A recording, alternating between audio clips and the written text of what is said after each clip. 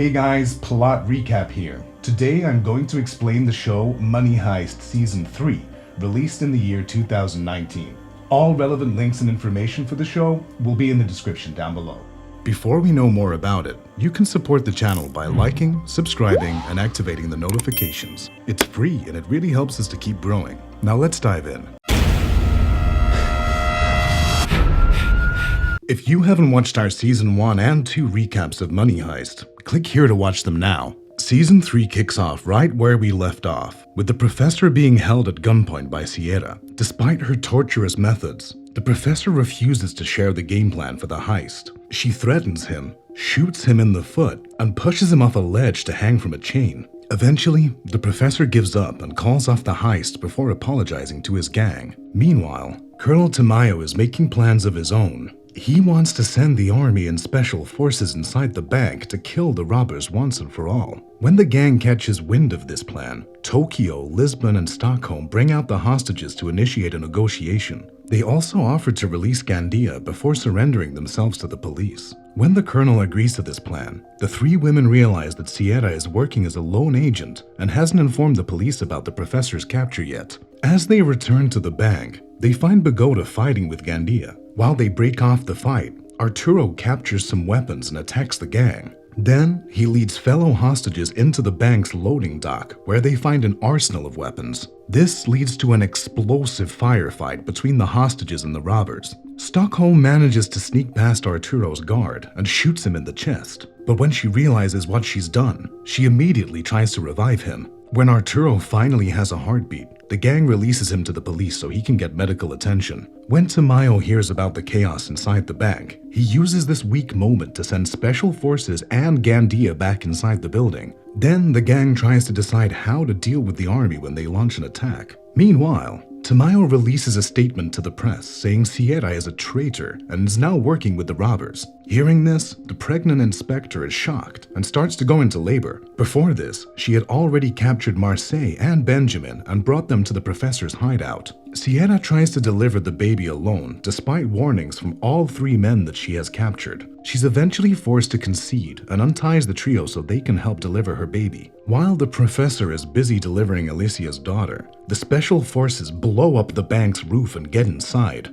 They cause explosions throughout the bank, one of which leads to Helsinki getting injured and trapped under a marble statue. Although the gang rescues Helsinki, their success is only short-lived. The soldiers force them to split up before locking them in separate rooms. Then, they lead an attack against Tokyo, Denver, and Manila, who are trapped inside the bank's kitchen. Palermo, Lisbon, and Bogota try to break the army's defenses. Meanwhile, Rio uses a jackhammer to make a hole in the floor to save his fellow gang members and ex-lover. Stockholm is left responsible to treat Helsinki's injuries, but her guilt after shooting Arturo makes her see hallucinations everywhere. She begins to break down completely and injects herself with morphine to stop the visions. Meanwhile, Tokyo gets shot by police forces outside the bank, so Denver and Manila try to save her first. Stockholm, in a drugged state, tells them about a service lift they could climb down to survive. Despite Denver's pleas for her to join them on the service lift, Tokyo decides to stay in the kitchen to fight the soldiers.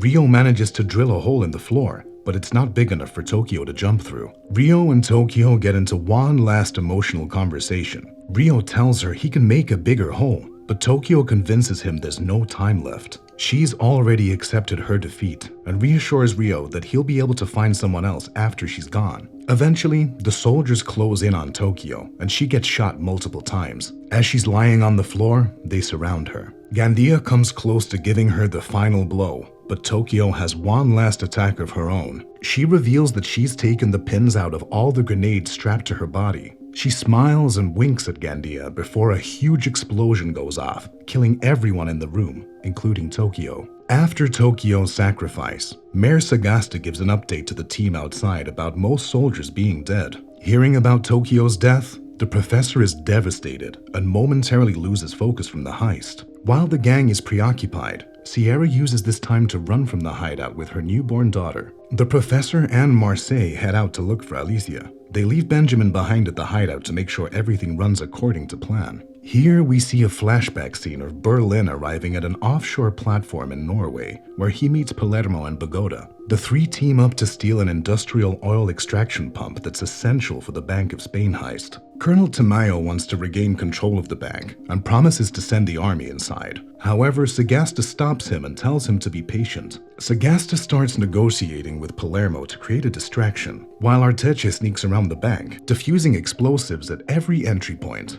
Meanwhile, the robbers melt Spain's gold reserves into tiny pellets and send them through pipes using the extraction pump that Berlin stole. The professor finally catches up with Sierra, but she outsmarts him by taking him to Colonel Tamayo's house. She wants to negotiate a deal for herself, but Tamayo isn't interested. Then, the professor and Sierra form a temporary alliance to escape their prison sentences. Back at the hideout, Benjamin and his crew work long and hard to convert the gold pellets back into ingots and load them inside trucks. Meanwhile, the city goes into an emergency lockdown, and Benjamin rescues the professor and Sierra before they get caught. Inside the bank, Arteche completes her mission and gives Sagasta the signal to launch the attack. Another soldier, who had entered the bank disguised as a doctor, also takes part in taking down the gang. At this point, we see another flashback of Berlin's wife, Tatiana, leaving him for his son, Raphael. The heartbreak of this betrayal led to Berlin getting arrested, dropping his heist plan and agreeing to the professor's Royal Mint heist instead. Now, the police tent outside the bank realizes that the gang is extracting the gold using underwater pipes. They send teams to all locations along the route of the pipes to find the professor's hideout. As Benjamin and his crew load all the gold into the trucks, a squad of police cars suddenly arrives at the hideout. The professor orders everyone to stand down and surrender because he doesn't want any more bloodshed. The so-called police arrest everyone, but after sitting in the police car for an unusually long time, the professor realizes something is wrong. They get off the van and notice that someone else came in pretending to be the police and stole the gold from their hands. Since very few people knew the details of the heist, the professor and Palermo conclude that it can only be Tatiana and Raphael. Back at the Bank of Spain, the army takes control while Tamayo contacts the professor with the gang's radio. He says he'll turn himself in so Tamayo can take credit for capturing all the robbers. Meanwhile, the professor tells Alicia and Benjamin to find where Raphael and Tatiana stashed the gold. When the professor arrives at the bank, he plays the final card up his sleeve by telling Tamayo that he doesn't know where the gold is. He also refuses to provide any information until the colonel guarantees the safety of the entire gang. Tamayo tries to question every single of the team individually and promises immunity to the person who tells him the truth. Since nobody knows where the gold is, the gang doesn't have any answers for the colonel. Now, this scenario was part of the professor's plan. He realizes that if the public gets to know that Spain's gold reserve is out of the bank, it will throw the country's financial state into complete chaos. Since the colonel can't afford that, he would be willing to bargain with the professor. Meanwhile, Sierra and Benjamin know that the gold couldn't possibly leave the city so soon. Instead, it must be buried somewhere on a recently purchased private property. After much investigation at the Land Records Department, Sierra and Benjamin finally reach the plot where the gold must be. But as soon as they walk past the gate, they trip a sensor that informs Raphael and Tatiana. When the two arrive, Tatiana doesn't want to negotiate at all. By this point, you should know that the professor always has a plan.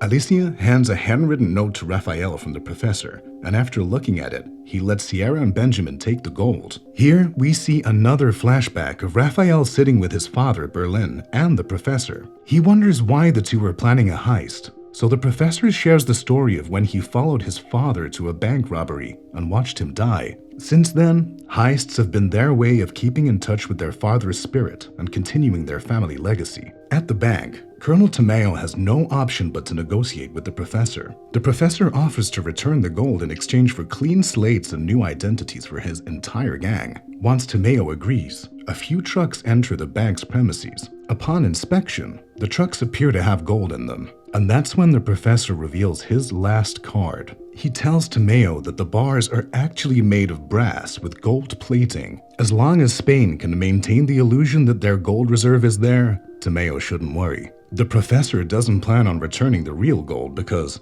at the end of the day, he comes from a family of thieves. The colonel realizes he has no cards left to play, so he agrees to the professor's conditions. The gang fakes their deaths as Tomeo announces this news to the media. Then, they go to a top-secret location where they receive new passports and identities. In the final scenes of Money Heist, the robbers get a military escort to fly out for their new lives with enough gold to last a lifetime.